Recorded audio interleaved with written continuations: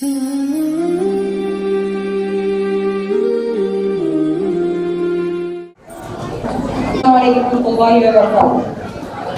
آپ نے بہت ساری تقریریں سنی ہیں، وہ بہت اچھی تھی، اور ان تمام تقریروں میں ایک بہت بہترین تقریر ہونے والی ہے، کیونکہ یہ ہماری زندگی کا سبق ہے۔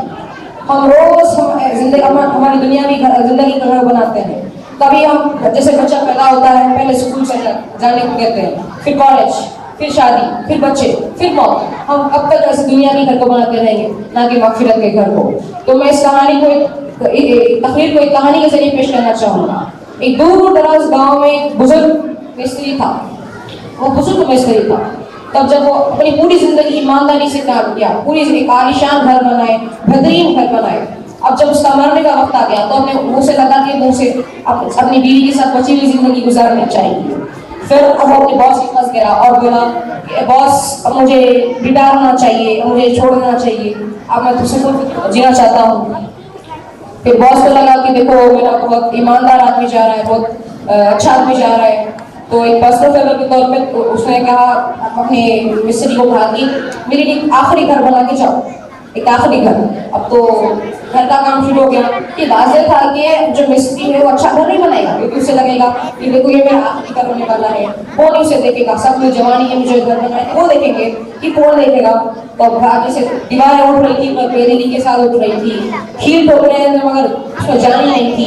اب دروازے لگے رہے تھے مگر محبت بھی نہیں لگ رہے تھے۔ اب ایسے ایسے کر کے گھر بنتا گیا، گھر بنتا گیا۔ اس مستری کو لگنے لگا کہ بس یہ کام جو فرض ہے نہ کہ محبت کا کام ہے۔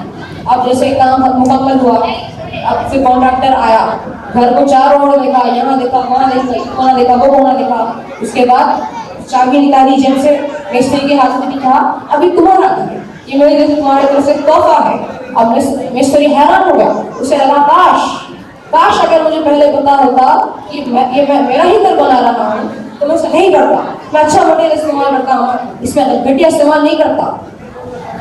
تو ایسا ہی افسوس ہمیں مرنے کے بعد ہوگا، خبر میں ہوگا، کیونکہ وہاں سے پلٹنا نہیں ہو سکتا۔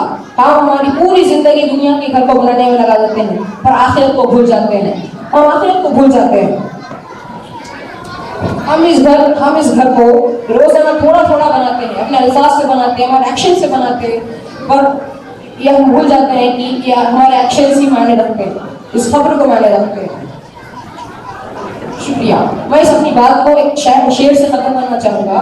ہر عمال سے اپنا گھر ہم سجاتے رہتے ہیں، چپ چپ کے اپنی منزل بناتے رہتے ہیں۔ آج سمجھ جائے تو بہتر ہے زندگی کا سفر، ورنہ خبر میں جا کر پچھتاتے رہتے ہیں۔ شکریہ۔ السلام علیکم۔